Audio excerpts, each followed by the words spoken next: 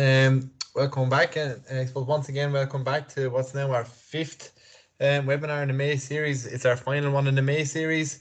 In this, our webinars are in association with our main sponsor, Zurich. Tonight will be on games-based coaching. My name is Ray Harris, Games Development Manager in Wexford. With me tonight, delivering the workshop, we have Shane O'Hanlon and Seamus Byrne. On the background, we have, as always, Derek Hassan, who looks after the technical side of things. So again, Wexford Coaching and Games are delighted with the response so far. I think the response and the engagement and the interaction we've had on each of our webinars have been fantastic for us. Tonight, we're hoping for a repeat of that. We hope that everyone will interact who's been asked. We really welcome your feedback throughout. So the lads will have a couple of times to ask you to put something into the inbox or in the message box. Please do.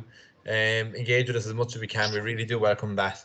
The lads, Seamus and Shane, along with Dara, have put together a really good presentation tonight, and really hope everyone gets something out of it.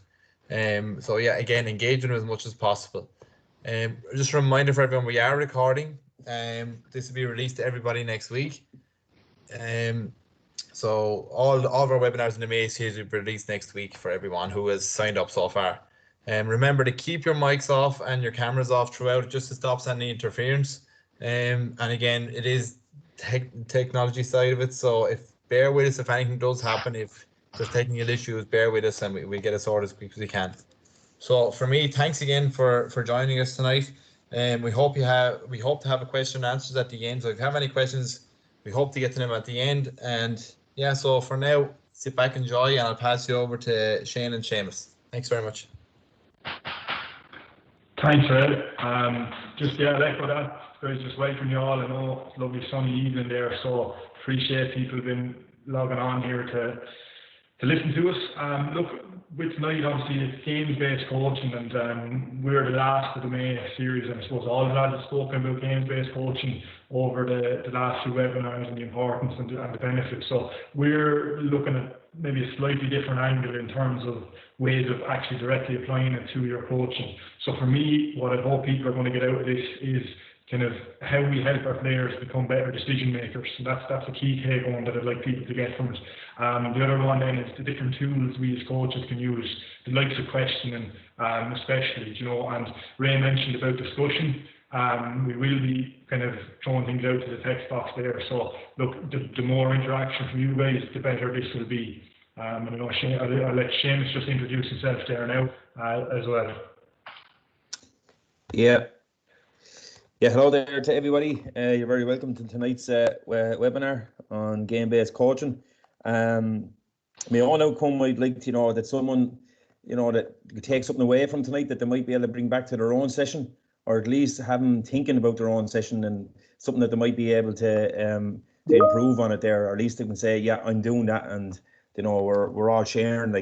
Again, the game-based coaching for me, then, what I'm looking at it is, it has to kind of begin with you as the coach, looking at your team, whether that's in matches or in training sessions, and looking at, trying to figure out, well, what are we good at here? And when you do figure that one out, then you want to excel in that area, and then, well, what are we not good at? And there you want to improve on it. And hopefully tonight you'll get something from that. Definitely for me, it's a simple one. Learn to play the game is by playing the game, and that's what really tonight is about. Okay, so I'll put you back to Shane there now if you want to get started, Shane. Yeah, so just look an overview, and we've touched on this, but we're going to look at why we play the game, or what we love about GAA games. The example, we're going to have a video up here in a minute. It's going to be a hurling example, but everyone will be able to take from it. We're going to go through what games-based coaching is. As I said, I know everyone will probably have a good idea that's been tuning into the webinar so far. I mentioned about decision makers. That's one of the key take-homes, and how we make our players better decision makers. Our coaching toolkit. Any of you that have been on a coaching course, probably with me or Seamus or the likes of Al or Light or any of the guys that do the coaching courses, I've probably heard that expression, coaching toolkit, and questioning is a big one there. And then where do drills fit in? I often get worried when we talk about games-based coaching so much that it comes across as anti-drills, but it's not. And we look at the kind of how the games-based model works to accommodate drills as well, or where the piece they play in it. So if you flicker on there, Dara. So first video, while this is going on, this is the first piece of interaction that I'm going to look for from you guys. So I've titled this Samba Hurling, but it's actually called The Magic of Hurling, and it's what we love about the sport. While this is going on, if there's anything in this that you like, or any sort of clip that you say, geez, that's brilliant, type it in. You know, so there's a few, there's scoring, there's tackling, there's different skills of the game, there's different things, there's different players. So if there's anything in it that you see and you like, that, you know, that's a bit of flair about it, put it in the text box, okay? So just don't be afraid, even if it's just a player's name or whatever goal or whatever it might be, just throw it in there. So we'll let it play on there and you guys type in as you see, okay? Off we go, Dara. It was a game for the gods, and gods played.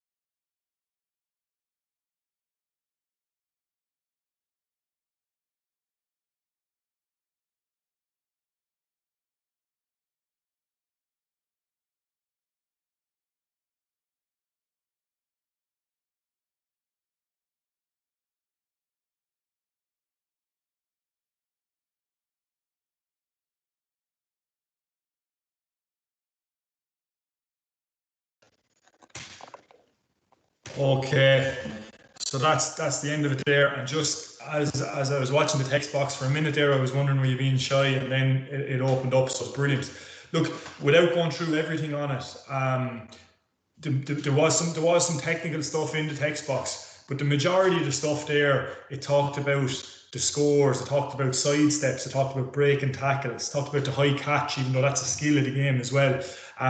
One of the more recent comments there talked about DJ's composure, you know, so they're all things. Why I showed that video, someone said it's live sport, actually watching supporters and stuff like that as well. So even just to watch a bit of hurling at the moment is great for us, even though there's loads of replays and stuff, and maybe it makes us want to get back to it. But it really emphasises there that most of the things that we love about, be it hurling or football, happen in the game situations. So, and we love watching the matches, the players love the matches, and someone said about trying new things there. And for me, one thing that summed it up there was, I think it was Brendan Maher going out over the sideline on his back, striking the ball away. Now, I don't know about any of the coaches in here, but I've never coached that or seen that being coached in a drill format or in a blocked format.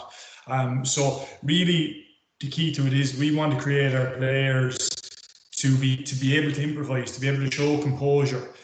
Someone said time slowed down around DJ, okay, and that's what it looked like. That's all his composure, all his experience of being in similar situations. There was loads more. I'm not going to go through them all, but I'm just going to go back. There was one or two. Someone mentioned, I think, Keane Lynch's pass, the pick up and then the pass after being bottled up. Okay, and obviously in the modern game, Keane Lynch is such a kind of a instinctual hurler, if that's the right way, and hurls off the cuff. Duggan there for Clare, his point that he got, someone said that even though he was being mauled by about 3 defenders. So they are all things that really those players learn, not from being in the same situation, because we can never really mimic the exact situation, but they learn it from being exposed to so many different situations that they can adapt then when it's played in front of them.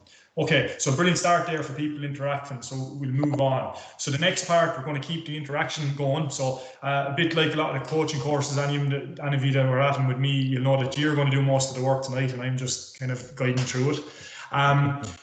You putting your coaching hat on here, guys, right? When you're going out to do a session, and I want you to be honest with this now, just write in the number of the action in the text box. So if you prefer coaching the warm-up, small-sided game, skills, that's your skills or drills, full games, or the running element or the fitness element. If you prefer one section more than the other, put it in the text box, just the number. You don't have to type the word. So if it's warm-up, you put number 1. Yeah, a lot of 2s coming in here. 3s, yeah, absolutely. And else there, guys. So just being, as I said, whatever you think your favorite thing to coach in a game. Give it another 30 seconds or so. There's not many 1s coming in, Shane. No, there's not. Jesus. Or 5s. There's a 4. And Mick O'Hanlon put in a 4. I know how he stands in the middle with the whistle, barely blows the whistle. Good man. Yeah. RJ Blake came in on the man. RJ. 5. I've seen RJ in action. He's a tough man there, and they all run in the fitness. Derek Hassan, number 5, no surprise there. Yeah. Okay, yeah. So just to get the ball rolling on that there, I'm going to bring up the next. There's just something to compare that to there. If Derek can bring in the. So this, anyone that was at Anthony Masterson's webinar there a couple of weeks ago might recognise this. And this was conducted with the minor footballers this year, and to basically ask what part of the session do they prefer. So you'll see there, I think now Anthony might correct me, I think it was 33 or 4 players. And I think 1 preferred the running, and 2 the warm up, about 4 or 5 the skills, and then it was a 50-50 for the rest. Maybe 13 or 14 players each preferred either a small sided game or a full game. And if I remember correctly, I think Anthony said one of the players who usually play cornerback or fullback said the reason he prefers the small sided games is he gets way more touches than a match.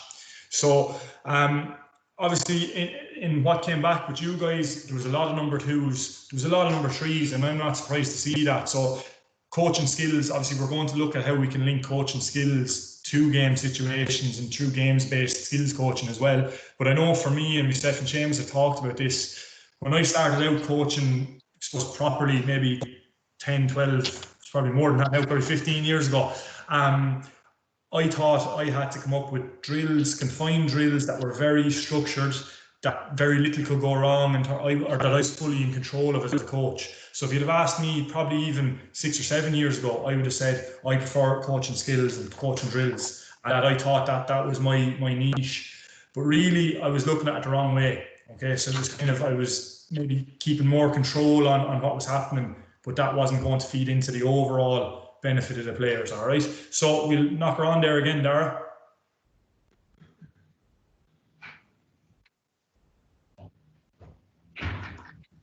We can. Maybe Dara's taking a break, is he? So just, we said what is games-based coaching, and this, I'm not going to dwell too much on the writing here. It's a mixture of a few different definitions that I've come across, but basically it's using a variety of games to teach something. Okay, and variety there is an important word, and to teach something. Okay, as opposed to drills. Okay.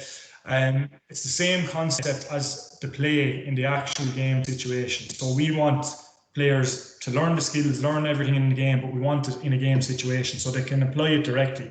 The second point there is key to it. We want our players to become better decision makers, okay? And they can have all the skills in the world, but not knowing what to do in the different situations, that's what will hinder the development of a lot of players. And we go back to DJ there being composed in that situation. He had Ollie Baker, one of the toughest guys of his generation, hanging out of him, going to take his head off, and he was still able to just throw a little sidestep and buy himself time. So you just click the next picture that comes in, Dara.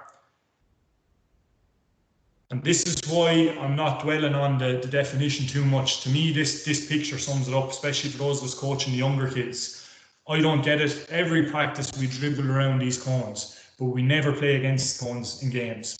So again, going back to my own coaching in the beginning, and I'd say Seamus, say a lot of the lads would agree with this. I used to come up with the most complicated drills where there was turn left at this cone, strike it at this cone, do a stand on your head at this cone, to make it look like I was super organised and super knew everything that I was supposed to be doing.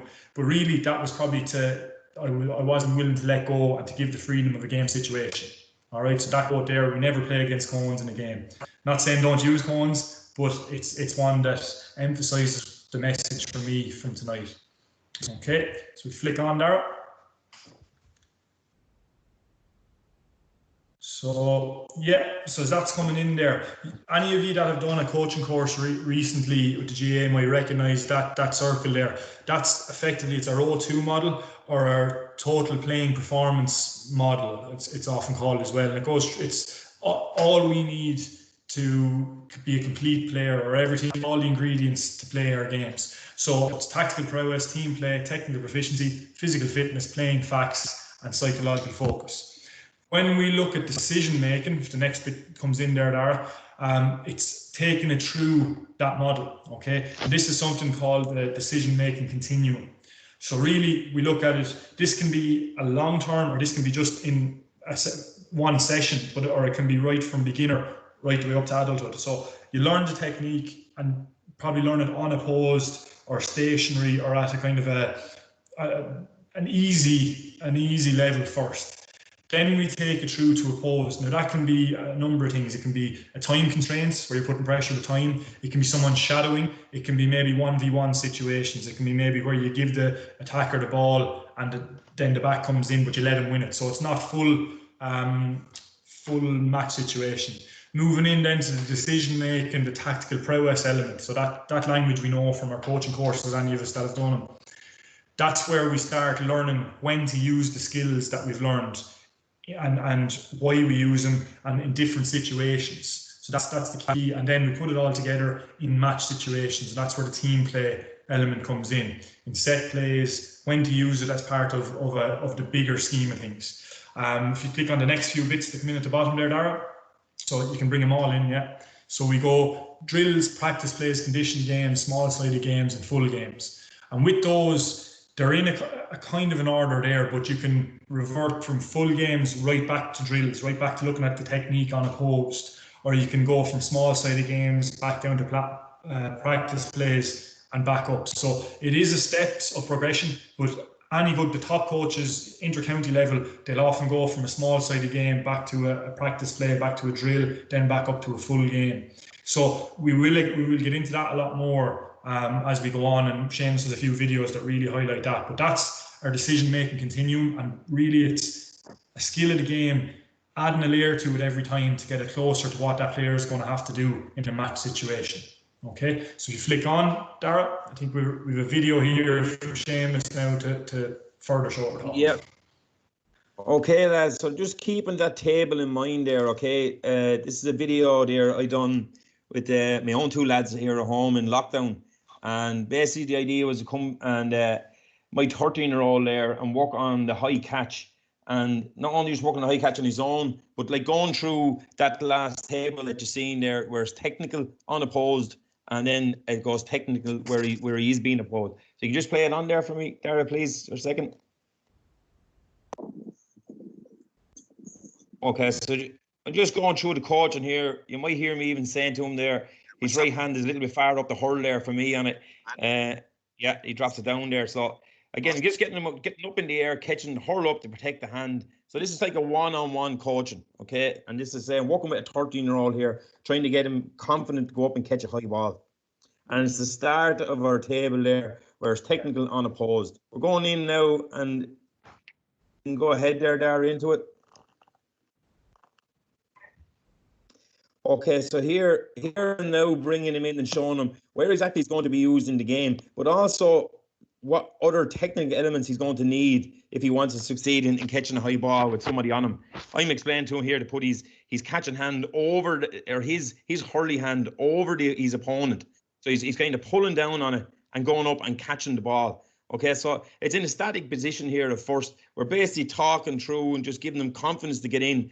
Like the fella that's with him there is his brother there. He's 5 years older than him. He's really only being a token here at the minute. To be fair to him, he's just going through it and giving the 13-year-old more confidence. Okay, he's I just say we just add in a bit of movement now. At the same time, there's no competition here. We're just working on the 13-year-old coming up, and he's just because up to now, you know, at under 11, that he's been used to catching ball, but not when he's now going to be another player on him as such, where it's real 50-50 and getting into game types. So the next thing we done then again with only the two of us, because we are in, or the three of us, we are in lockdown. We go into a practice play, and all I'm doing here is throwing the ball up between a 50-50. And the funny thing about this is the 13-year-old catches the first two, and they were their game on to catch it. You can see here now, and this is another thing that you need in a game. The bigger lad there, Dara, he doesn't like it, so there's a bit of verbals going on that you can't here, and this needs to be, it's part of the game, so you're looking for this to be encouraged. They're getting a little bit now ticker with one another, so at the same time I'm saying here in the background, concentrate and catch when it's under pressure. Can you catch it now when it's okay? Brought that on another bit then. So now a game again with only the two of them. You might see there I had two gates set up, and basically whoever catches the ball, he's to try and get out through the gate once he's caught it. The other player is trying to stop him getting out to the gate. So it's a small one-on-one type game. So it's bringing it more into a game-based situation. Okay, you can go ahead there, Derek.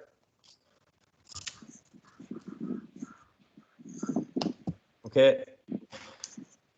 And again, it was a pity I didn't have the camera wide there, because you can just see in the background the boss flicked over his older brother's head, which doesn't go down well. But again, it's now once the ball is caught, now you need to react. Okay, so that's the next part of it.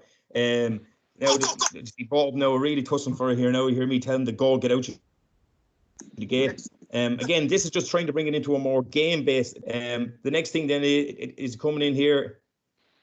Yeah, they're just getting tussling for the ball, and this is great for the 13-year-old. You know, it's great for him to realise that he actually can win a ball against the bigger man. You know, at under 13, you'd often see different sizes and that. You know, he catches this one now, I'm telling him to go, and the brother's holding him out there. So it's game based. So referring back to the model that we're after looking at there, starts off technical, unopposed. Get the confidence into the player. Then we bring it up opposed.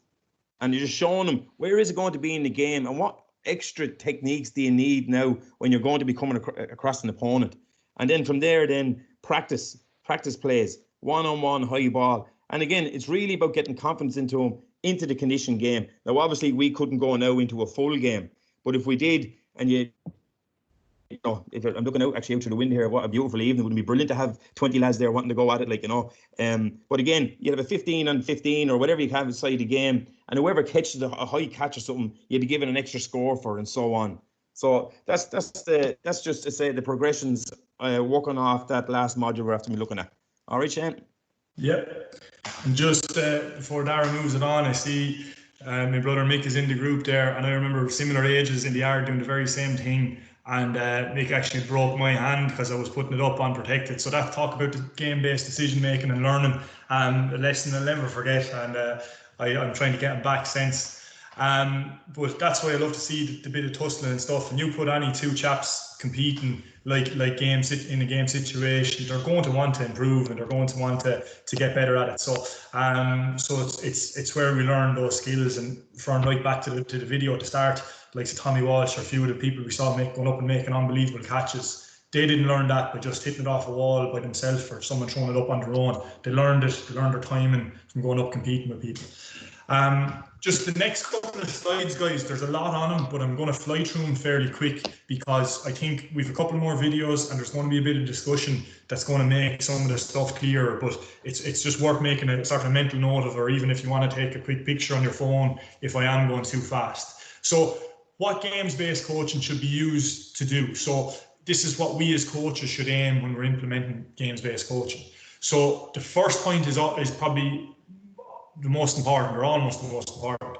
We're aiming to set up situations that are likely to occur in a game, okay? Likely to occur, we're not going to be able to tell what happens in any game, but situations that are likely to occur. So that can be attackers coming in from an angle, that can be an overload of defenders, or a 3v2 situation, or whatever it might be.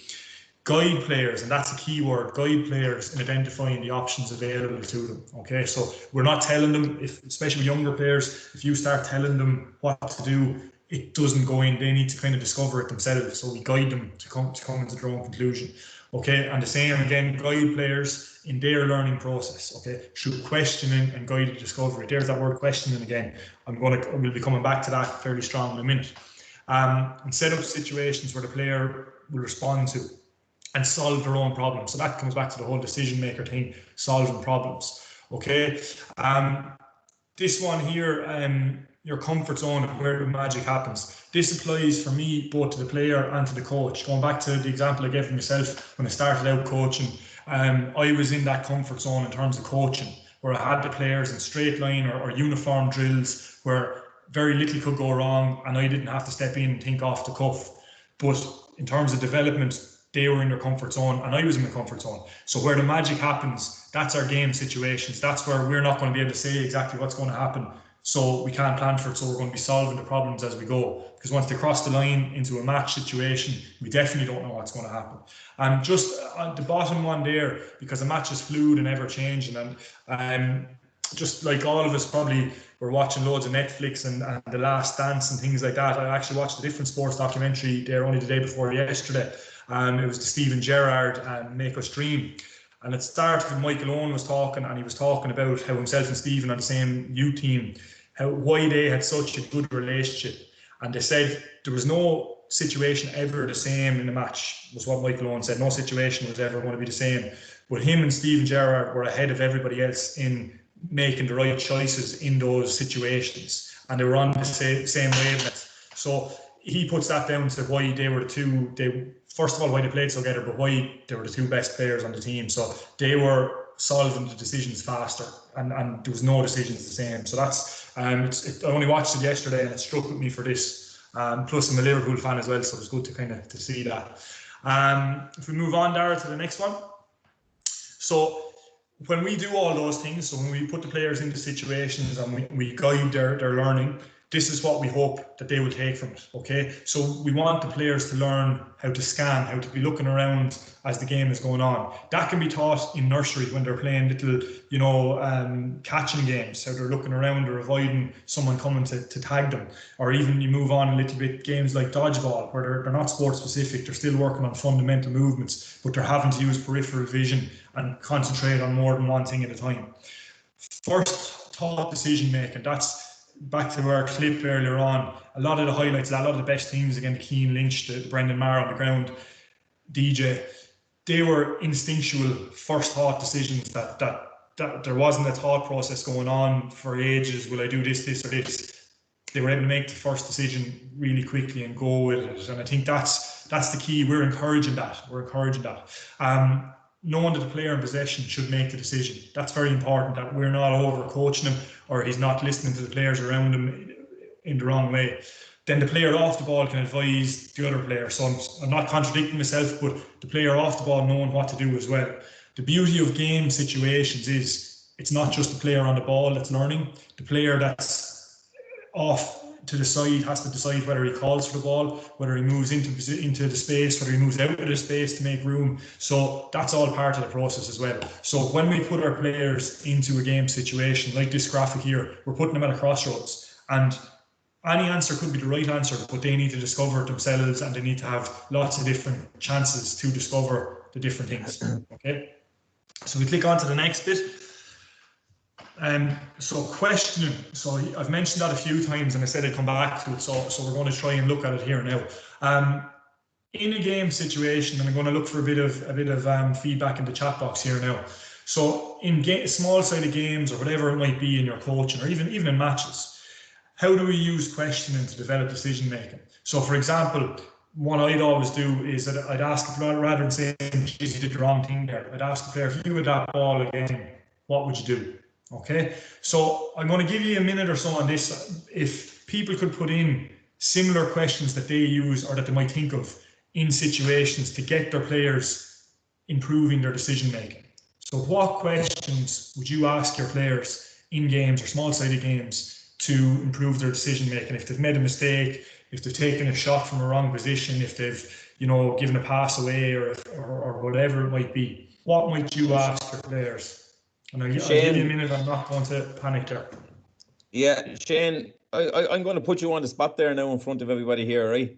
Thanks, Seamus. Yeah, you take me there now, just to give the people an example of what we're looking for here. So I have the ball, okay? I'm playing, you're coaching me. I've taken on the defence. I got around me man, and I went and took a shot at the, for a point, and I missed it. You've seen something there. And I'm thinking I've done the right thing. What way do you ask me? Like how do you approach me? Okay, well that's a very good one. It's probably something that happens with, say, maybe our stronger players a lot in matches or small-sided matches or training. So I'd praise you for taking on your man and maybe, you know, creating the chance. But I'd ask you, like, you took a shot there, didn't go over. Would there be anything else you could do? And then I don't know what you come back. You might come back with something on a Seamus. I don't know. You might tell me, "Feck off! No, I did the right thing." I tell you now because I did get around him now. I'm actually picturing myself now when I was about 18 years of age there, Shane, right? I got around him now. In fairness, John there in the corner made a great run out to one side, but I kind of had my mind made up to take the shot. I don't know, maybe, was he in a better position? Yeah, and then you could ask the exact example that's on the slide there. Well, if you had the ball again, what might you do? Or you'd say, the important thing would be to ask the question in a way where it's not a yes or no answer. So if I ask Seamus, well, look, if I could give you it again, what would you do? What would you say to me, Seamus? I see there in the text box. Yeah, you might give the pass, or you might it might be a thing where you could have taken an extra few steps to get in a bit better position to score. Like the shot mightn't have been a bad decision. Just looking at the text box, there's a brilliant one there from Marguerite Gore there. What went well and what would you change? So there's an open question.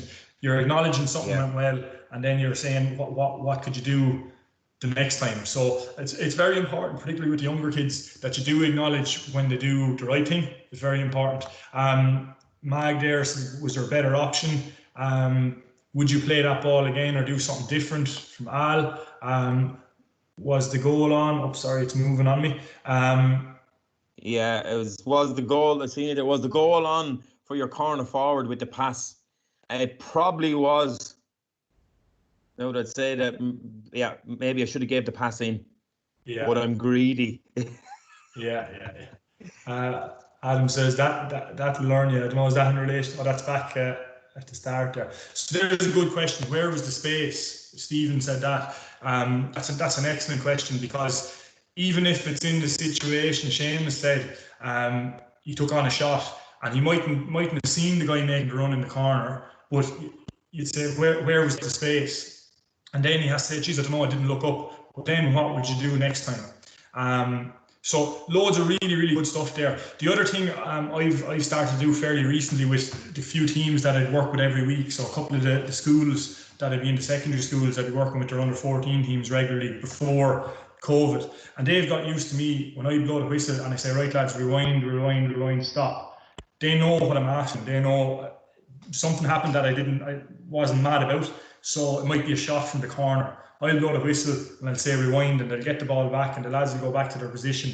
And then I'll say, right, go again. And 9 times out of 10, probably more, the guy will put the ball back across the 21 or he'll turn out or something. You'll always get the fella that might try the shot again every time, you know. Probably Seamus in that situation that he went about there. But your players will get used to this, and I have a video coming up that kind of highlights what I'm saying. But just to compare with what you put up there, some of the questions we can ask there, if Dara throws them up there. So where was the defender, or where was your support? So that might relate to Seamus as well. What did you see when you got on the ball? So did you look up? Did you scan before you made a decision? Where was the space? A few of us had that one. Could you have done something else? Where could X have moved to? So even not necessarily you ask the player on the ball, could someone else have helped him out? And then what would you do next time? So they're all open questions. And you see the little bubble there that came up, the who, what, why, where, and when. So we are very important to ask a question that's not open. So, was that the right choice? No. Then you're fighting a losing battle. So what did you do well there? What would you do next time? So that's exactly what we're trying to do. I'm going to fly on to the next one because it's a video again. It's probably going to look at everything we've just said, really. Just before you started there, see RJ Blake was taking me off. That's that's RJ be ruthless there.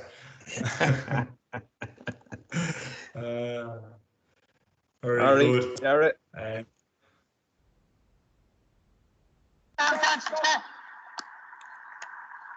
So Darry, you can actually turn the sound off in this one because it gets a bit noisy there if you don't mind. So guys, this is just a match situation. I think it's a 5v5 or a 6v6. Pat Critchley, he'd be a Leinster tutor, he'd be a coach up there in Laois, he'd be an excellent coach. This is him freezing the game like we talked about. So chap got the ball there and he kind of threw a blind hand pass out to the side. So he's asking the players to go back into position. And this is, the audio is not good on this, but he's actually asking questions. Do you know, where were you? What was happening? And you'll see he even does a little bit of technical coaching in terms of what could have been done here in a minute as well. But he's talking to the player about scanning, looking up before he makes the decision here. Okay, so he's highlighting, he's acknowledging what happened. Little bit of technical there now. When you're picking up, you have that time to look up and use the ball or have a scan around you again. Okay, he's actually asking the chap now, why did you go this way? Was there any other options? You can see the chap pointing, could have went straight down the middle. There was a gap there. The beauty of this, he's going to let it play in a minute, but you'll see it actually breaks down from this point. But the same or a very similar situation happens organically, and you can see how the player reacts in question when it happens. Also advising not to do this. Okay, I don't think he was coaching the front of the charge, although that big full back looked like he could take it. But I'd say that's probably not the best move in terms of our coaching. But if we watch here now and I let it play, and you guys can make your own decisions based on it there. Again, if there's any feedback, throw it in the box. Something you think that you like or don't like, throw it in the box.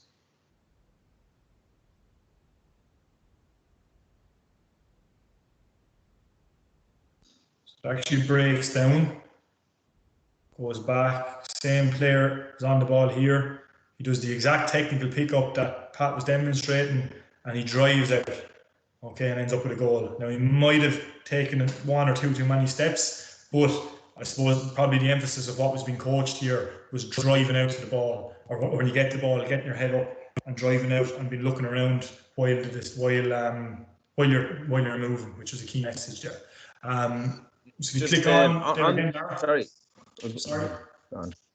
No, I was just going to say, Shane, on that video there, I was actually at that session, and some people looking at it might, they could very easily put in there that he was stopping it too much. To be fair, it was only for demonstration purposes that he was stopping it. I'm sure he let the game go on more. You wouldn't be stop-starting all the time.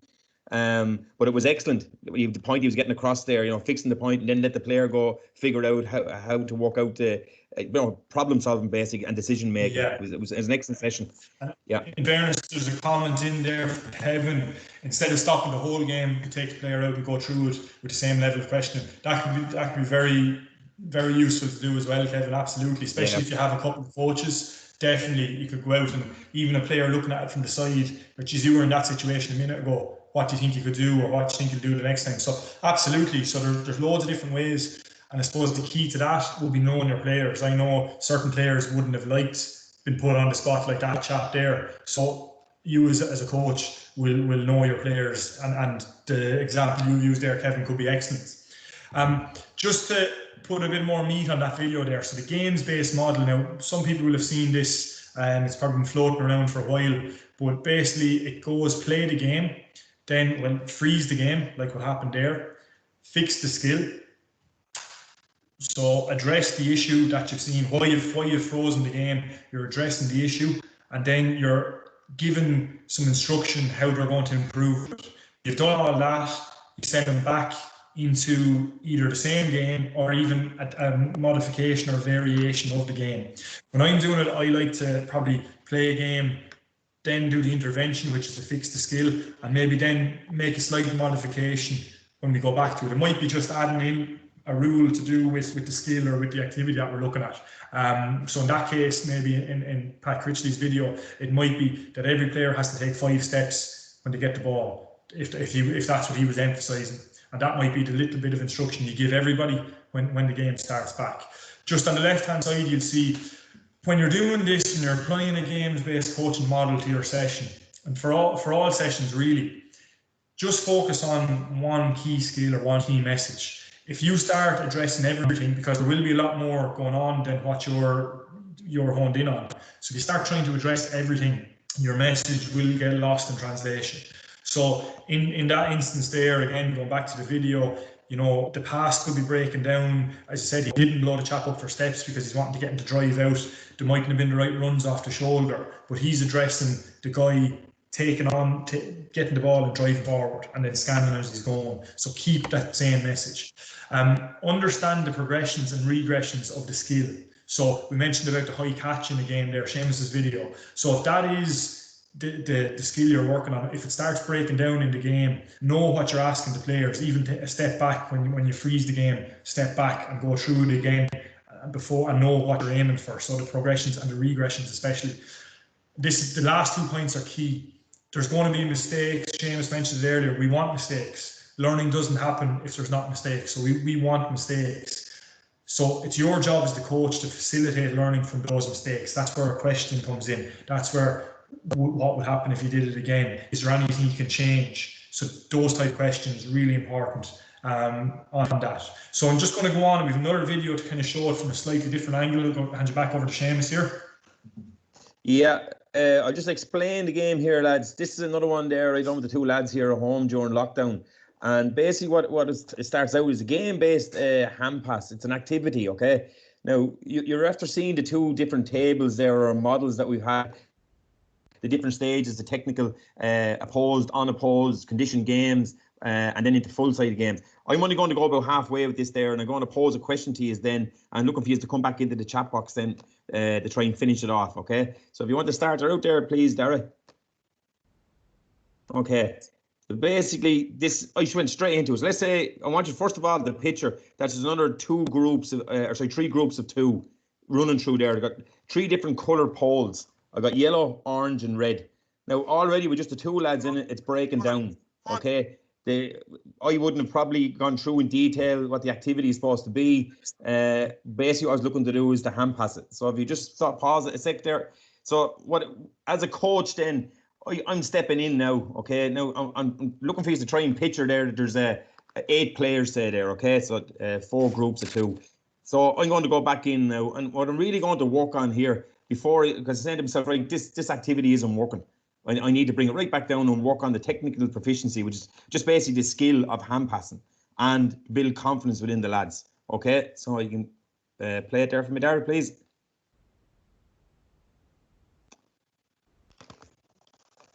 Okay, so it's basically what we probably would have called a straight line. To me, this is ideal for a coach to be able to look and see, okay, what are they doing right, what are they doing wrong, you know, and just basically the lads are coming around, they're getting touches, there's only the one ball. It's very, it's easy. That's what you're looking for, and you're looking to build the confidence. So if you can picture another two players in here as well, you know, and all they're getting time, one ball. As I know, you're looking at saying, okay, I don't know what I'm looking for. I've explained the game a little bit better now when I go to revisit the game activity. Okay, and I've asked them now, when we're going to put 2 balls in, okay, when one lad is passing the ball to the other, I want him to call a colour. And now when he gets the ball, he has to go around that colour. When he comes around, he calls another colour. So basically just throwing in another, basically making it more difficult and just seeing they're going to be able for the next level and see, is the confidence there to bring it on? So you could play it there for me, Dara, please. Okay, so the lads are off now. You probably can't hear them. They're calling a colour. Okay, 2 balls going around. And if you could picture now, as I said to you, another 3 pairs in there doing the same thing, the amount of sidestep and movement, catching, doing, and I have it in such a way that when they get the ball, they at least have to take 4 steps to get out before they actually go into another skill of hand passing it. Now, there's just a bit of summary. So I introduced the activity, I worked on the technique, confidence, revisited the activity, and then praised the improvements. Okay. Now, what's my next step? Okay, you are after looking at the the 2 models. Okay, and what's the next step? I want to ask you now, how will I now turn this now into a more game-based activity, more like a game? How do you now? What's the next thing? What would you introduce here? And I like is the picture that there is at least 8 players there. Anyone, any ideas? Make it a pause. Yep. Hand pass, chest height. Yeah. Okay. RJ has in there. So basically, RJ, you were saying put in there like one of the pairs can take away from the other pair. 2 teams of 4, 5v3. Yeah. 4v4, 5v3. Very good. Okay. So now it's a possession game inside the circle. That's excellent. So the other thing as well there, just to add on then from that. Okay. So now we have it opposed. So we're counting scores here. So how do we make a game? What makes a game? To become a game. So you have to have scores in it. So we're having here keeping X amount of position, whoever can get to 10 first type thing. Okay, what about possession game? Is it in a confined space? Again, what we're doing there is putting the pressure on. If you see on the corner the video there, if it's up on, you do it faster, do it under pressure, do it automatically. And then the big one here is perform in the storm. And what that really means here, okay, what I always like to try and picture when I'm doing something like this, why am I doing this particular hand passing thing? Okay, so let's put the storm here. My full back line. There's a high ball dropping down in the square. 2 minutes to go. We're 2 points up. The ball breaks. The cornerback has gone to the ball and he's picked it up. As he's picking it up, the wing forward is coming to meet him, and his wing back is free outside. Is he going to be able to deliver that pass from the drills or the conditioned games I put in my training session? If he does, I can have a nice smile on my face and saying, yeah, there isn't the training session. Right in the eye of the storm type thing. Can he do it there? So when you're doing all these, always be thinking, whereabouts is this in the game? Where do I need to get the best out of my, put him under as much pressure as I possibly can? So if we get the pressure up as high as we can in the training, they more than likely are going to perform that in the storm, which is in the game itself. So that's to move on then, Shane, from there. Is there any more, just a few more things coming in there? Is it? Yeah, there's really good stuff coming in there just about different possession games. I love the outnumber sort of 5v3 type stuff. That type of stuff really ignites kind of decision making and stuff. There's a good one, floating tacklers. Okay, very good. So it could be just 1 or 2 guys in the middle, and if they see the opportunity to intercept the ball, really, really good. And the beauty of that, all those progressions, they're absolutely bang on. And we discussed this when we were saying there's no wrong answer here. But if you're thinking in terms of your skill, it's probably the hand pass here. We're adding a layer to it every time, getting it closer to that game situation. And if we move on to the next bit, then when you do revert back maybe to instead of the straight line clip that Seamus had in the middle of that, you could revert back to this. So you're building on it every time, okay? Just going to move on to the next. Again, we're looking for a bit of interaction with these as well here, okay? So yeah, okay. There's some lads looking at this, especially if they're in around my own age, 48 years of age, and you came up through the late 80s, early 90s, and the early 90s. This particular drill here was everybody done it, and I mean right up to county teams, right down to junior teams. Basically, player A here on the wing, he had the ball. He hit in a ground strike, either 10 yards either side of player B. Player B was asked to move, strike the ball on the run to player C. Player C control it and hit it then either side back to him. Okay. Now the question I'm going to ask you there, it's up there. Is this a game based or is it drill based? So just stick in GB or DB.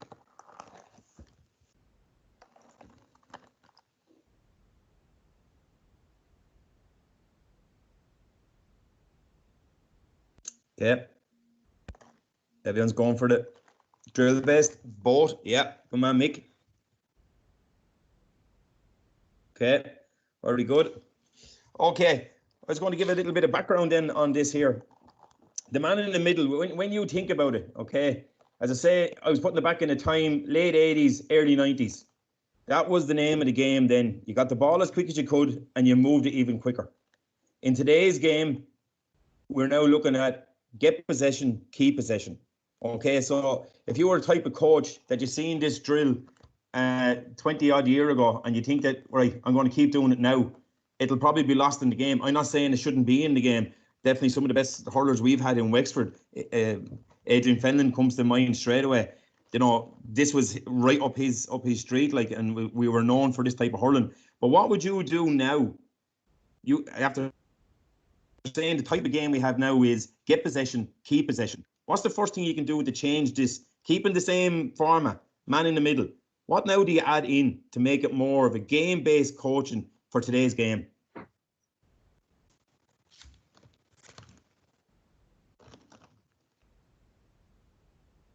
The reader going right, man, put in a marker there. Perfect, straight away, yeah.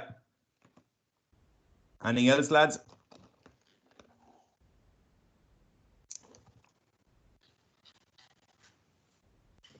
Yes.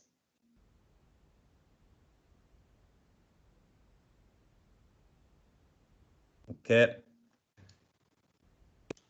Excellent. So straight away, how our idea as coaches at the game even changing. So we're probably looking at, from what I'm getting from here, look, strike the hand there from Harry. As a strike the hand, B collects it. So let's say we have player D. D now is in there marking him.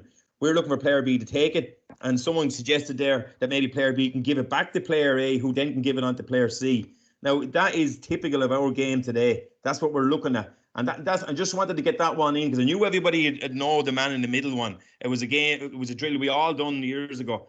But to be fair to the coaches and all back then, that was the sort of game that we played. So in one sense, it is almost like a game-based activity, we probably call it. It's not an actual game, but it was reflecting on the game that was played in them times. Like now we're talking about putting a man on player B. We're looking for him to get possession. We're asking to give it back to player A, to give it to player C. That's all about keeping the ball. So that's perfect there. Shane, I think you've got one now from the football side of things, have you? Just any of you familiar with football, I'm sure noticed the truck and trailer drill. So again, same question, is it games based or drills based? So you have four corners, you're moving the ball around, you're giving it, taking it and moving it on to the opposite corner. So again, I'll just give you 30 seconds there. Again, GB or DB, whatever you think.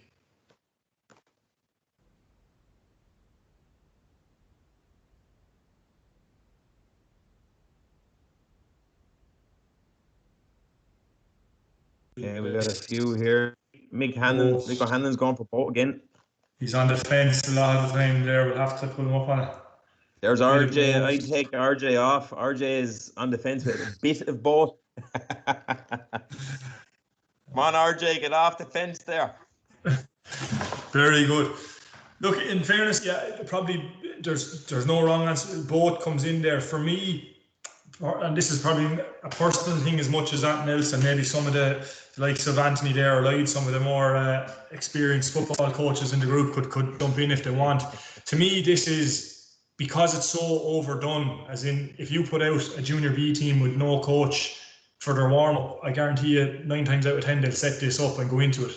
It can be done automatically. Like anyone that's played, I've played senior football for the last 15, 20 years, and I'd say I've done this 99% of my training sessions starting off, and even involved inter-county teams who are still doing this. So you probably do it with your eyes closed. So the decision making is gone out of it really. So for me, so it's more drills based. From that point of view, and you don't have to think about it. The message I want to get across is that when we are doing something, that there's decisions in it. So same question as Seamus asked, and anyone that wants to question me on that or disagree with me, definitely jump in there. We'll have it out here, no problem. But same question: how can we make that more games based? Can we turn it into a games based activity? So any suggestions there? Again, just 30 seconds. Any suggestions on how we make it more games based?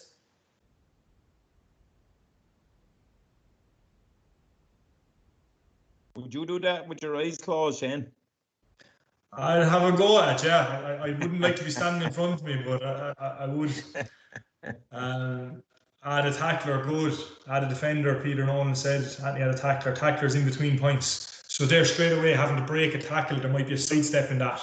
okay, token defender, bringing up opposing players. So straight away, and one simple thing, it's closer to what we're going to do in a game. Place a defender in between the cones, yeah. So we're all going down a similar line. When we were discussing this earlier, we were kind of going through it with some of the lads. I think it was, correct me if I'm wrong, could have been James Donoghue or someone said, just kind of half joking, scrap it and just do a small-sided match. Yeah, maybe it was Barry. So for me, yeah, I'd nearly prefer to see a 6v6 possession game for a minute, take a break, do it again. That's a part of your warm-up, because the passing then is it's instinct, and it's more like what's going to happen in the game. Mightn't quite do this one with my eyes closed, but I'd say a lot of us who played a lot of football and done this drill a lot, you kind of, I switch off when I'm doing this, because it is so automatic at this stage, and we want to avoid that in our games. Okay, so yeah, adding a defender, 6v6, things like that, brilliant. Widen the area, kick pass, hand pass, so you're varying the skill, good stuff. We'll move on to the next one there, because there's still a bit of discussion to go. Yeah, so with this, again, going back to our coaching courses, people might be familiar with this, or they might at least have seen the step model. It's changed to step R now. And these are ways we modify the games. So again, I'm not going to dwell too long on this. So if you want to take a screenshot on your phone or something like that, maybe take it. But so space, we can modify games by adjusting the space, varying the time, changing the equipment. That could be ball or goal or whatever. Personnel, that's numbers aside, things like that. The rules and conditions, that's our modified games. Okay. There's just a couple of other things I want to throw in there. So the types of games that we can use. Okay. We've spoken a lot about how to apply it and stuff, but there's such a wide variation of games, and really, if this would be a whole other webinar nearly in itself, but I did feel like we had to mention it. So the type of games used to modify games and to look at different skills. Fun games, okay, they can be target games, non-invasive, so like some no man's land where you're striking at a target or kicking over an area. Good for warm up or practice play. Modified games are our small-sided games where we modify the numbers or the rules or the playing area, and then our full games are 15 aside, and they can be used as well, just as well. And then the last one, James Flynn sent me on this today. It comes in there, Dara. Yeah, so this is just a little acronym for when you are coaching games. There should always be a goal or an objective to your game. So it goes without saying we should do nothing when we're coaching that doesn't really have a point, okay? And that takes me back to truck and trailer. So a lot of coaches, and no offense, I was one that did it as well. You did it to fill time nearly. You did it because you felt like you had to do it. So there should be a really obvious objective, or there should be a goal to it, or as well. Achievable, okay, so it should be at the right level. We talk about that a lot. We would have spoke about it in Willie's webinar about coaching the child. It should be at the right level. It should motivate the players. They should be interested. So that kind of goes into, it should be a little bit challenging as well as achievable. It should motivate the players. It should be enjoyable. First question a child will ask you, first question an adult will ask you at training, when are we playing a match? So it's what we want to do, so that's why we should do it. And a way of scoring it is another way of modifying it. We mentioned that in some of Seamus's videos there. If you add in a scoring, it's straight away ups a notch in terms of the game, and it's closer to that full match situation. So again, those points, we're not going to dwell on them too much, but I did feel like we needed to throw them out there, and they'll help with the next part that Seamus is going to go into here now as well. Okay, this is one there, traditional setup of backs and forwards, okay? Backs and forwards there, this is something there, I put in award 1 there with JJ Dial in Bunclody. We had at the end of a session, probably came out of an idea there. I'll have to give my own brother a plug here. With Mick Byrne there, we done one in Crown 4 where we just put up on a board a backs and forwards session. And this is the traditional setup. And basically, again, Annie's that we're going through back in my time playing, this is the way it was set up. The coach stood where he was. He drove in balls, usually into the forward. It was always the forwards got a better advantage. You won your own ball, and you just take the man on, try to get a score. There might be a tactic of high ball down on top of the full forward and try to come off and breaking ball. So I'm going to now using the stepper and thinking of today's game and how I'd modify a backs and forward session. I'm going to give you 2 examples. Okay, you can go on then, Dara, please.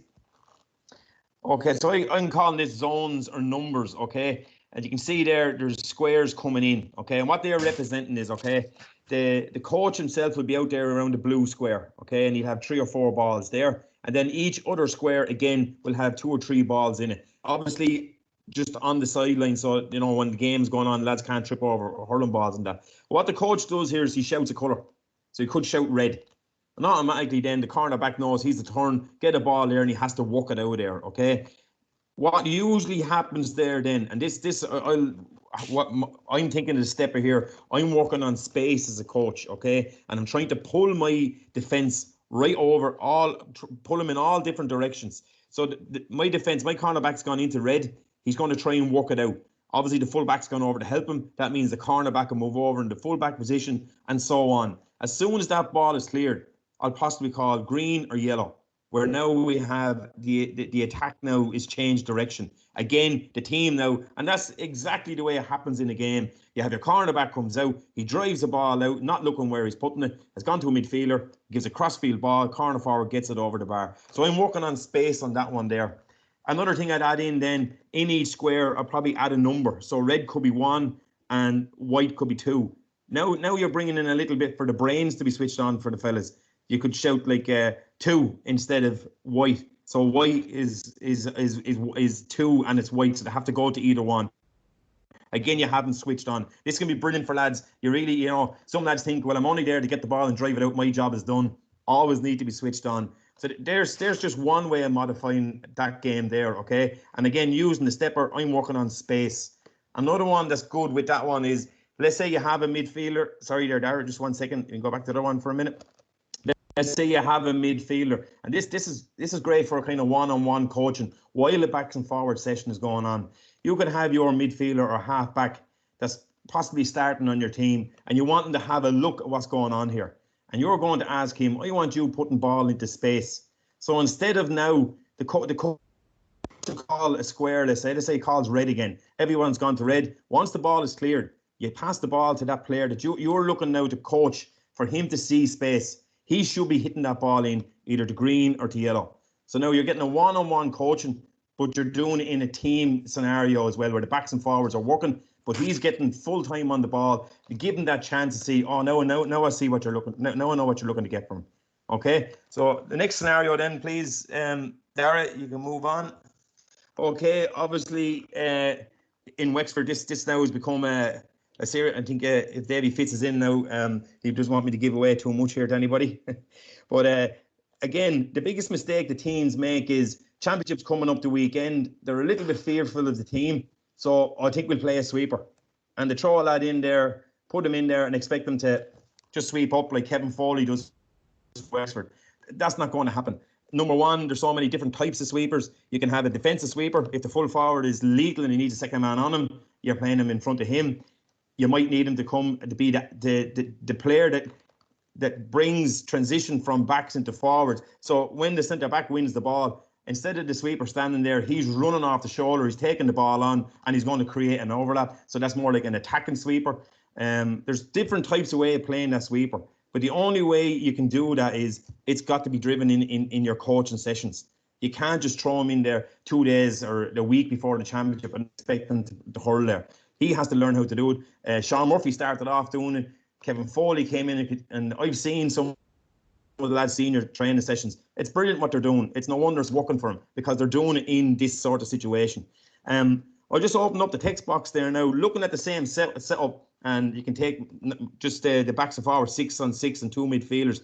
What else can you bring in there using the stepper? You know, if you think of the stepper there now, what else can you bring in? Or if anybody has another idea or variation on backs and forwards that they do now, if you wouldn't mind sharing it, and let other people see what way you're thinking. Has anyone got an idea? Just there, Seamus, while you're coming in there, I see Paul asked a good question there. Yeah. In the zones one, do you take turns with the backs and the forwards? I know when I'm doing it, if the back wins it, they have to work it out. So it's whoever gets there first. So it's a really organic game situation. I don't know, would you do it differently, or what would you think? Yeah, again, depending on when it was, if I was working what I thought was my full back line, I would keep them backs all the time, keep putting them in as much pressured situation as possibly could there. But the way I would mix that up now, and I'd say someone might come in with it, with the suggestion is both teams are playing in, both teams are playing out. Once the ball is poked in, whoever wins that ball has to work it out to a gate, let's say. Wants to go to the gate, they're the attacking team. So the game gets a forward learns how to play like a back, and a back learns how to play like a forward type thing. I see here we've got a place a goalkeeper in the opposite goal and get him. Yeah, very good. That's a good one. That's from Brendan. Get to use the match scenario for puck outs. Again, this is brilliant thinking now. You see Brendan's one there, Shane. He's saying about putting a keeper in the opposite end, so you can work solely on puck outs to your forward line. So you can see the different types of movement. That's an excellent idea. What else have we got? Target defender. And even just on that one, on the poke out one, Seamus, I use this a lot because one of the few set plays you're guaranteed to have in hurling is your own poke out. You're going to have between 20 and 30 of them in a game. So the more you can practice that with the right people, your own goalkeeper landed on your own half forwards or whatever it might be. So really, really good point there. Yeah. Use the channels on either side of the pitch to create width. Yeah, another good one there. Aidan O'Connor probably won't mind me saying this when he was at the under 16s. I think he had there last year. I was watching a session he had, and he had a line of cones right down the middle of the pitch, straight down. I was wondering what was going on here, and that's what he was doing. He was channeling. So if the ball was on one side, he was looking for the ball to be sent into the opposite side of the pitch. So players again were moving and creating space for themselves, but their teammate knew that if they're on that side of the pitch, it was going to be hit to the opposite side. Again, that's done in training. So when they go to a match, it's not something that just happened. It is something that's worked on. Puck outs with goalkeeper feeding from opposite. See, a good point side. there. Mick is making a good point in fairness, and it ties into the whole game-based thing in terms of how your team sets up. So he's talking about if you want your team to pull out the wing forwards to leave space. In this case, it's a sweeper. If you're playing a two-man full forward line, this is how you get your teams used to doing it, this type of situation. So another kind of merit for using it as well, you know. Yeah. As I say, you could go on with these all night. There's the backs and forwards. At the end of the day, it is really, really good. It was really good back in my day playing, although it was just go win your own ball, and if you couldn't win it, you weren't starting type thing. Whereas now, you know, people might, why have three in your full forward line if only two are scoring? Maybe that third fella is better out in the middle of the field. Maybe he's more creative. So again, dropping a corner forward, out playing a three-man in the middle of the field because he's brilliant at creating that pass into the, because he's used to playing as a corner forward, so he knows the sort of ball that he would like in there. Again, that's, look at, as I say, we can go on. There's some great ones coming in. And as I say, Shane, the last two award ones there I've been involved in, we've done this at the end of the set, and some brilliant ideas coming in. Absolutely brilliant. And coaches start thinking for themselves, yeah, sure, this is not, you know, they think that it needs to come from the top coaches, the top senior teams. There's some, you just look at those dots. How would you move them around? Don't be afraid to move them around. That's the way the game is now. Move it around and see what way does it work for you. And again, I'd often there at home, I'd have a table with just pennies on it, different coloured pennies, moving around and just seeing what way it works like before I ever bring it to the training field. And sometimes it doesn't work, you know.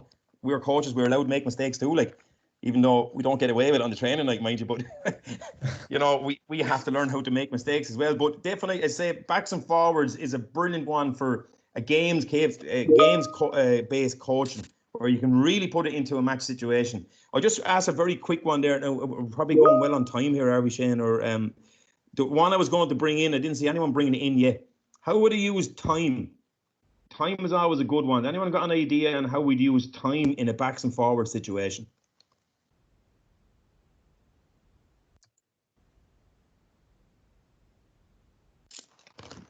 I knew we'd get one to stun them somewhere. Oh, there we go, Dara, shot clock. Yeah, you've got I presume Dara's meaning there that we're like, what, we got 2 minutes and you've got 10 slitters type thing. How many scores we get? Is that what he's looking at?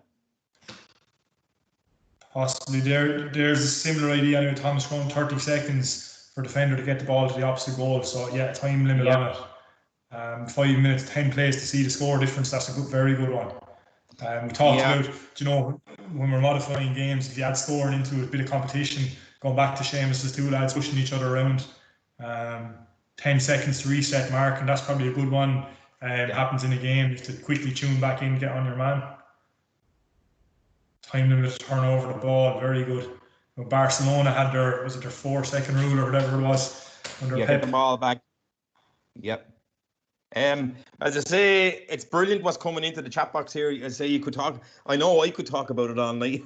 If anybody wants to stay behind there, she will have a go at, like. But Shane, do you want to move it on there? I think the next one is yours, is it? Next two bits there. So look, to sort of tie it all up together, with some of the webinars we've been doing recently, the club ones, people will be familiar with this. Also, even our I was going to say our real workshops last year before the COVID, or whatever you want to call them, you've seen these cards before. And I suppose a lot of the stuff we were talking about there, we're probably pitching it in around the youth player and maybe a bit higher up, but this is to emphasise a few things. First of all, on the tourist cards, it gives examples of games-based coaching for every age group. And also that you can apply the very same principles right the way down along to your younger age group. So this is for under 9. So you can see, well, it might be hard to see, but the warm-up activity is a game, and it's a kind of a bulldog type game where they're using the hurl the ball as well. Works well for football just the same. Then it's a clear the yard game where they're clearing slitters out, striking them on the ground out. The other team are striking them in. Again, that will be a competition. You'll be keeping score. There'll be a time on it. Then they go into their intervention. It's called there. They'll fix the skill, and it's a straight line striking drill. Okay, just to focus on the technical aspect of the drill, and then they're going to go into a small-sided match where they're playing into goals, but the condition on the game is it's ground hurling as well to emphasise the skills they've worked on earlier on. And that's sort of just another snap view, maybe slightly different to what we've shown in the videos of how to use the games-based model. And also just on the right-hand side of that card there, it's the same model we've seen already, but just shown a bit differently how it all links in together, and it's just the same thing. So the game, you freeze it, okay, you fix the skill and fuel the will, and that little sort of looks like a target sign there, the third ball down on the right-hand side, that actually gives you the different options like we showed. So your fun games, your target games, your modified games. So you pick from that sort of menu, and then it goes back into the game or a different game again. Okay, so those handouts go out at any tourist workshop, and we have age-specific ones as well that give different examples all the time too. So it's just kind of worth mentioning there for your own planning going forward. If you click on to the next one there. We had a lot of discussion about this. We had a couple more slides and we took them out and we did different things. So rather than us putting up a summary, we're going to, as I talked about that, I was going to put the work back on you instead of us doing it.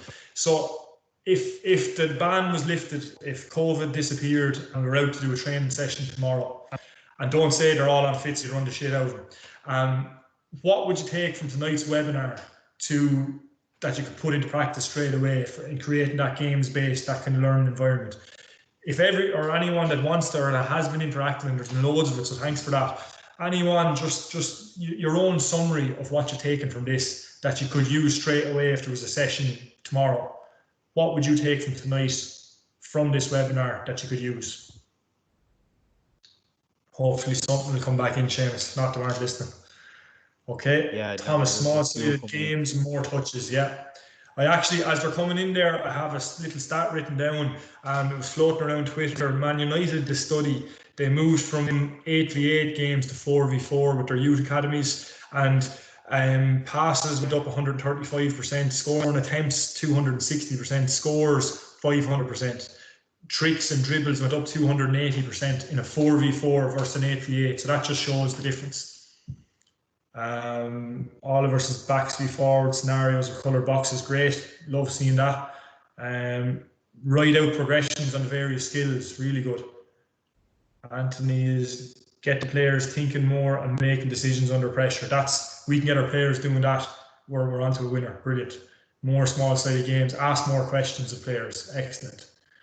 Don't be afraid to stop the game and bring it back to a linear drill to focus on. When Seamus was going through that, there was a key word he used when he went back to a straight line drill, and it was confidence. Okay, we want our players confident performing the skill. We don't want to be saying, Jesus, what are you doing? You're not able to hand pass it. You give them the opportunity to regain their confidence. Very important. Layering of drills. That's a beautiful summary there from Avril. Layering of drills to make them game based. That's kind of that's said better than the way I was trying to say it. I was saying you add a step, but that's actually a really good way of putting it. Will he freeze the game? Is underused with all ages, definitely. And if any of you do want to see it in action, Willie is brilliant at that, lads. I'm sure I won't mind you when we plug him. RJ, small-sided, exactly what you want to coach. Really good, yeah. Drills, perform in the storm, brilliant. That's what we're aiming for. You know, there's, as I say, looking at that, how many times have you seen, and you've heard coaches, selectors, they'd be saying, they look at something and go, why did he do that? But sure, you know, that's what you're looking to get out of. You're looking to put that player in a position that he'll make the right decision all the time. And like what you were saying about Michael Owen, that there's no two plays the same. So as many different scenarios you can create in training. But again, as for myself, the quicker we can get it up to match tempo, where the mistakes are made, and I wouldn't go mad about the mistakes because they'll only learn from those mistakes. The more time to drop a ball in the square, and rather than, you know, before you were it to date, you'd be terrified going for that ball in the square, because if you missed it didn't matter about the ball going in the back of the net. What your manager and trainer was going to say to you wasn't worth living, like, you know. Whereas we want players to go in and not be afraid to make a mistake, and likely if they're not afraid to make the mistake, they won't make it. That's in my own experience anyway. Definitely. Anyone that's played in goal, Anthony there, he'll testify to this. I know when that ball is dropping in on top of you, all that's going through your head is, I better not drop this, I better not drop this. And that shouldn't be the way. We should create players that are saying, I'm going to catch this, I'm going to catch this, and right the way across the field, you know. I think, in fairness, Shane, you're talking about Anthony Masson there, are you? Yeah. Yeah, I'd say Anthony was looking to do like the Colombian goalkeeper used to do in the soccer. You know, he used to do the handstand trick. Yeah. That's all I was going. That's all I was going through. Anthony's head. Yeah. But great guys. Look, there's loads of stuff coming in there. Again, like before, if there's any kind of questions or anything there, now is the time. Throw them in there, and we'll stay on and answer them. Or if anyone wants to jump in there on their mic with any questions on it, absolutely, now is the time. You're more than welcome.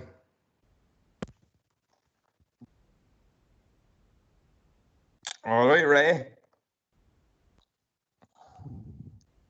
Ray's gone. No, I'm here. Yeah, very much so. I just open up my camera, I suppose, just to prove I'm here, Seamus. Just guys, I just want to say that wraps up our May series. For me, I'd like to thank all of our lads. I think the coaching and games department in Wexford are very lucky to have the staff we have, and some of the webinars have been just top class, to be honest with you. For everyone who's still on the line here, they'll be going up next week on YouTube on our new coaching and games YouTube page. I will email that to everybody who is registered for these as well. So again, I'd like to thank everyone for their participation, all the staff, the Wexford Coaching Games staff, all you guys for joining us and your interaction. Again, tonight the interaction was just super. I couldn't ask for better, really, guys. Going forward, we do have a June series coming up as well. Details of that will be sent out to you guys next week as well. Some really good webinars coming up on planning. Another one on the need for speed in Gaelic games. And so keep an eye out for those guys. We'd love to have you back in June as well. They will take a break for next week, but we'll be back at it then the week after. So guys, for me anyways, thanks again. Really, really, really appreciate your time and your efforts. And again, if you have any further questions, just drop me an email or any of the coaching staff an email, and we'd be more than happy to help with you. So if there's anything else, say so now. One question there, Ray, just come in. I think it's a good one. Just using videos with GDPR and all, once that's grand, using videos is brilliant, because you want the players to arrive at their what they need to do more than you telling them. If a player is able to see for themselves, and that's why we use questioning, rather than us going in and telling them, if they're able to see it, and a video is a great way of doing that. If there's something wrong with their striking, rather than you saying you're striking the ball wrong, you video them, ask them what do you think you're striking there. So that's a good point worth kind of worth mentioning for our own learning in game situations as well, games-based coaching, video on games, video on small-sided games. Brilliant. Yep, very good, Shane. Great answer. So guys, it's heading for 10 to 9 now, so everyone go ahead, put the feed up. Again, any questions, any further questions, just drop us an email. We'd be happy to answer any of those. All right. So again, from the team in Wexford, thanks very much, and we'll see you guys in June.